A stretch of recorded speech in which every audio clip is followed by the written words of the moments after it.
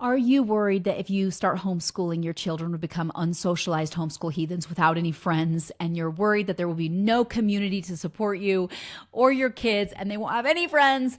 Well, my friends, this is part 5 of the How to Homeschool, Homeschooling 101 series, our roadmap to help you jumpstart your homeschooling success. And today we're going to talk about how do you find community for you and for your kids and for your whole family.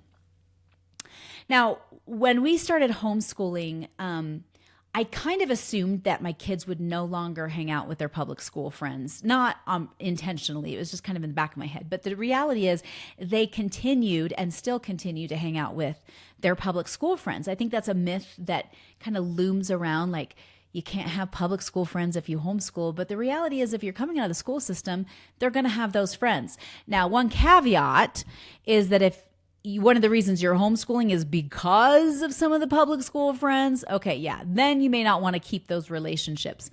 But otherwise, you don't have to let those relationships go. Will there be a little bit of a strain in the friendships because the kids are different and sometimes children have a hard time bridging gaps like, oh, you public school and I homeschool and we can still be friends? Yeah, sometimes that's hard. But for the most part, my kids maintained their public school friends.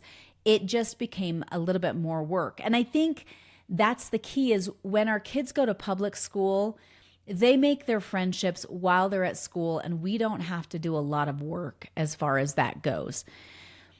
And that shifts as we start homeschooling because you as a parent have got to become more intentional about providing them opportunities to make friends, to create a community, and all of that good stuff.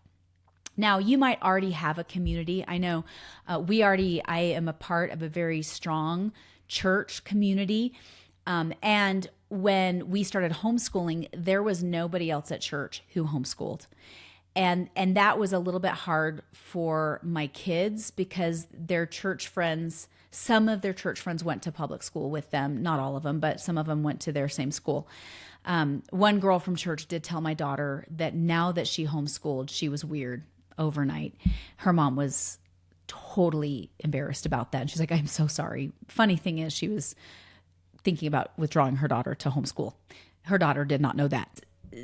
You might find that like when you switch over that your normal community, whether it's at church or your public school friends, sometimes different extracurricular activities, people kind of do a shift and are like, oh, you're homeschooling now. Okay. And they'll be polite. Sometimes they can be rude. Most of the time, if they're your friends, they're going to be like, okay. And anticipate that might happen, but you don't have to give up those friendships at all. But what became very clear as we started that first month in August of 2020, and my kids did feel a lot of loneliness, and I felt very isolated and alone. I didn't know what I was doing, and so it becomes necessary to give yourself time, first of all, to find different friend groups for your children and a community that works with you. And you need to remember, like, if you do meet a group, you don't have to stay with that group. So let's talk about some areas that you can find some other homeschoolers. When we started, I knew 2 other families that homeschooled, and one of them was a newer homeschool family. And so we decided that we would get together once a week on Fridays and do stuff together. And it was so great, mostly because it was great for most of my kids, but my oldest son, there was nobody his age because he was the oldest in the group. And that was really tough for him. And then to make matters worse, 2 months in, kind of the glue of the group informed us that she was moving to a different state. And so suddenly, we're just gaining momentum. And in November, their family was packing up to move. And by December, they moved. And so I felt like I was kind of back to the drawing board. And so I spent the rest of that first year in the process of deschooling, as well as trying to just get my sea legs, if you will. Like, how do we do this whole homeschooling thing? And I started looking into local Facebook groups, and people would post, we're doing a meetup. I joined all of the local Facebook groups. And so we did local meetups. I remember one lady posted online, hey, we just moved here. We're homeschoolers. My daughter is 12. We're meeting at a bowling alley for her birthday. Are there any other moms out there who have 13-year-old daughters or 12-year-old daughters or 14-year-old daughters that would be willing to come to this birthday party? Don't bring gifts, just come. And this mom really put herself out there. And so we went, and my daughter and I went, and we bowled with this sweet girl. And there ended up being like 10 girls, like 10 families that showed up with their daughters. And you could tell a lot of the girls really connected in that group really pretty quickly. Whereas my daughter was like, yeah, I don't think these are our people. And I'm like, hey, that's okay. That's okay. And so for us that first year, it was a lot of trial and error and a lot of soul searching for me to remember, like, how did I meet friends? Well, we always met friends. We're thrown together in the public school system. And so that's when I realized I had to be more intentional. So let's talk about this.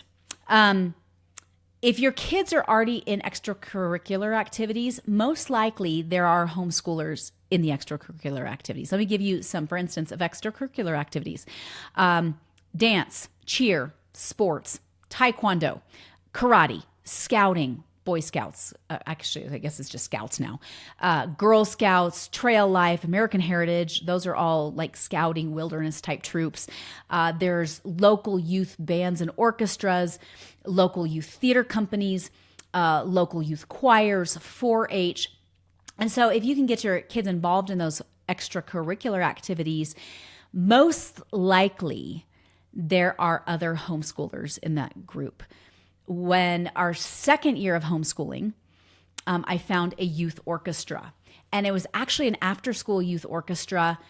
And what we found was half of the orchestra homeschooled, and we were able to connect with some really cool families. And I went back to, hey, I'm Janae. Can I get your phone number? And we get the kids together and see if it works. And it's a lot of trial and error. And I wish there was an easier way to say, no, it's not trial and error. You just do it. But it's the reality of friendship. And the good thing is, when you get into your 20s, that's what it becomes like, trying to find friends anyway. Like, there's a lot of trial and error versus we're all doing the same thing at the same time. I mean, you might work together, but that doesn't mean you're going to connect with people in your workplace. Or you might go to college, but that doesn't mean you're going to be best friends with your roommate. And so you have to be intentional about finding friends, even in college. Well, it's the same principle. Like, you have to be intentional about finding friends. But again, in a lot of those groups, you will find that there are homeschoolers. In our youth repertory companies, I think we have 4. I have found half of the kids are homeschoolers in those groups, no matter which one you pick. Half of them are homeschoolers. So you can really lean into those extracurricular activities and start asking around who's homeschoolers. But extracurricular activities do cost money. So if you're looking for a cheaper avenue to find friends, I started looking into enrichment programs. Now, enrichment programs, depending on your state, sometimes they are state funded, sometimes they are not. In the state of Colorado, a child is legally allowed to do one state funded enrichment program per year, and they usually are 1 to 2 days. And so, for example, my high school daughter is in an arts enrichment program where it's a theater-based enrichment program where they do a musical and they meet once a week. And so I signed her up for that. And that was year 3 that I found that enrichment program. And that is where she really started to blossom, and she met friends who have become just her kindred spirits. As Anne of Green Gables said, they are her bosom friends, and they are at our house all the time. My son, he's my oldest homeschooling child, who's now 18, he's got a very big personality, and so he would bring friends that he met through concurrent enrollment in college and his old public school friends and kids from church, and he kind of brought them all together. And so he was able to establish a group of friends, and they all are different as far as some do public school, some don't, some have graduated, some have not. Some are homeschooled, some are doing concurrent enrollment. And so that's where he found his group of friends. But my youngest daughter, that's where she has found her closest little group of friends, is through her enrichment program. It becomes like multi-layered because, number one, I chose enrichment programs based on their interests.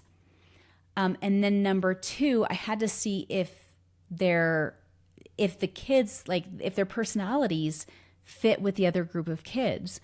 And when it does happen, like this, to use a term from the 80s, like the synergy is amazing, which often will happen is when you put your kids in enrichment programs based on their interests, they're drawn oftentimes to the kids in those enrichment programs because those kids have the exact same interests. Does that make sense?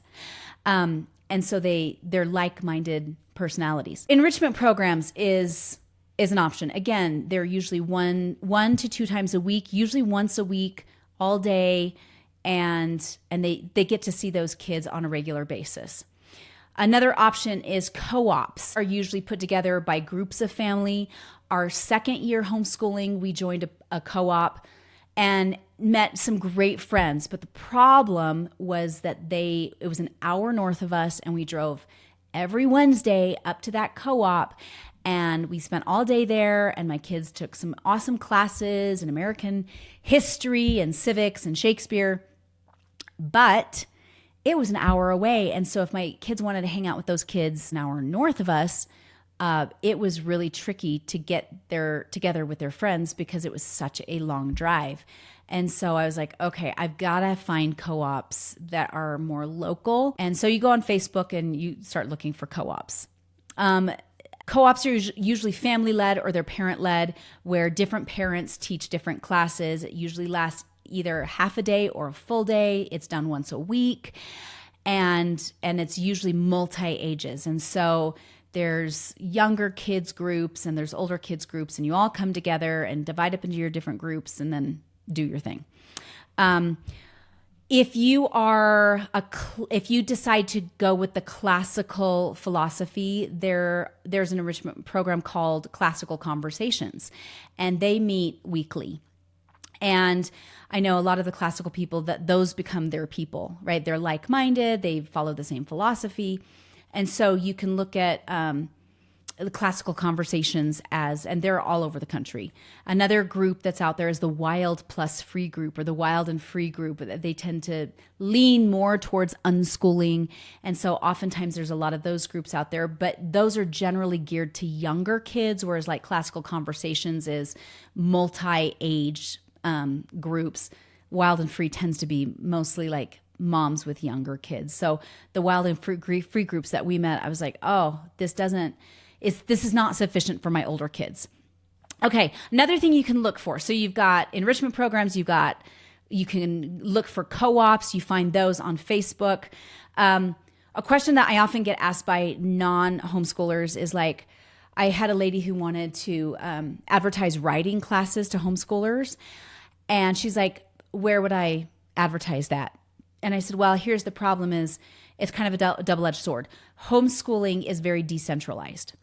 So we're used to a public school system that is very, very centralized, right? We have a Department of Education, and then we have all the school districts, and the schools are within the districts, and it's very top-down, very organized, very authoritative structure.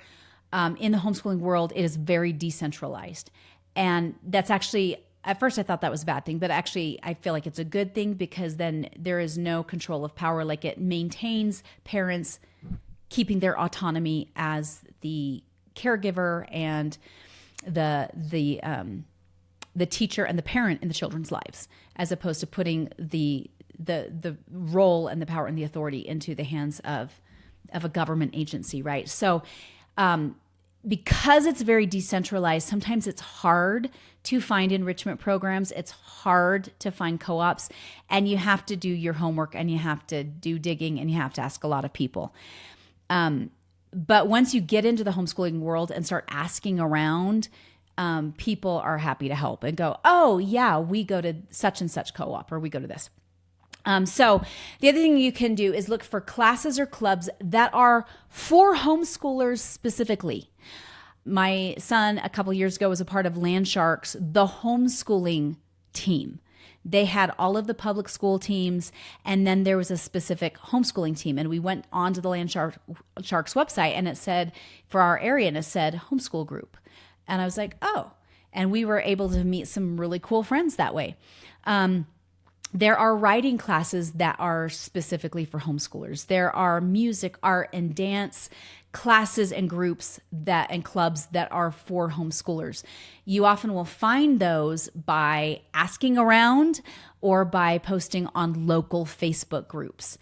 That's one beautiful thing about social media. For as much garbage as social media brings to our world, the beautiful thing that it brings, decentralized groups together. So go on Facebook and look for local Facebook groups and join those groups and ask questions in those groups, because especially the longtime homeschool moms are going to know the answers. Now, some of them can be a little persnickety because they're like, people have already asked this, right? And they forget what it's like to start homeschooling, and just ignore the Karens. There are plenty of people who will help you.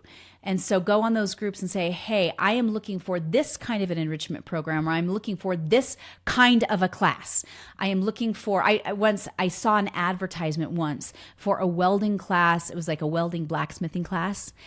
And I saw the advertisement once. I didn't see it again for months. I went onto a local Facebook group and said, hey, somebody advertised a blacksmithing class and I can't find it. And like within 5 minutes, 20 people are like, oh, it's this group, right? And then my kids ended up doing that. It was great. The homeschooling moms know their stuff, and they are well connected most of the time. And so go on local Facebook groups. Go on local meetups. A lot of times people are like, hey, we're doing a meetup at this time on this date. Who wants to join? Put yourself out there and take your children. And I know it's hard and I know it's uncomfortable, but in the homeschooling world, you have to be intentional about making friendships for your kids and making those connections for your kids.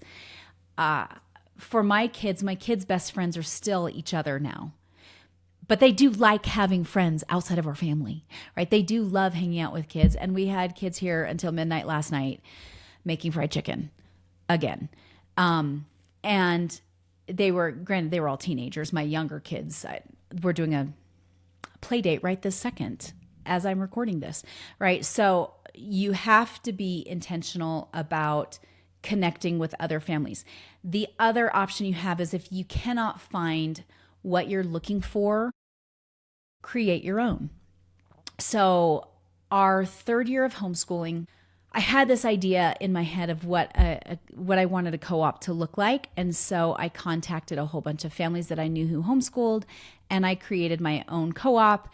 And we ended up having, like 15 or 20 families that joined the co-op. We only did it for a year. And that was the intention. I was like, I just want to get through this class. We did it for a year. There was teenagers all the way down to babies. And the teenagers had a class, like 12 to 18. We had a class for them, and there was a lot of them. So we did actually a class from the middle group and the class for the younger kids. And as parents, we just divided up and each taught certain classes. It was great. We only did it for a year, and then we disbanded. If a group is not working for you, you can change. You don't have to keep going. I think that was a shift that I made coming out of the public school system, as I was so used to, well, this is how it is, so you just deal, that it became, oh no, if that doesn't work for you or your family, you can make a switch. Now, I would make my kids go all the way through a co-op for the whole year, and then the next year we'd make a switch. Where we landed was that my kids found their friends in their enrichment programs or the co-ops that were of interest to them, that satisfied their personal interests, and they found like-minded kids with that. So you've got to be patient, you've got to give yourself time, and you actually do have to put yourself out there. And honestly, I look at my kids' friends now, we're 4.5 years in, and I wouldn't trade their friendships for the world. For as great as some of their public school friends were, I look at these very beautifully deep friendships. When you're homeschooling, granted, the homeschooling world is on a spectrum. You've got secular homeschoolers, you've got religious homeschoolers, you've got unschoolers, and you've got classical homeschoolers, and you've got all these different things. But when you find other families that share the same values as you believe in, part of that value is like, we as parents are capable of teaching our kids. We are the ones who should be instilling the values in our kids. And then you combine the interests with the kids. I found that my kids' relationships are far deeper than my older kids who went all the way through public school, made those public school friends, and they were great friends. But there's just this other dimension, this other element when you bring in homeschooling. And I think part of it is that these kids still respect their parents. They still honor their parents. Not that there's public school kids who don't, because I definitely know lots of public school kids who adore their parents, respect their parents. It's just a different dynamic when you do find really close-knit friends for your kids within the homeschooling community. And it's quite beautiful. If you found this little 5-part mini-series helpful, go back and start with episode 1, beginning the journey of the School to Homeschool podcast. I go into a lot more depth and detail in the School to Homeschool podcast. I want your transition to be a positive, wonderful experience. You can find it in the show notes, episode 1, beginning the journey.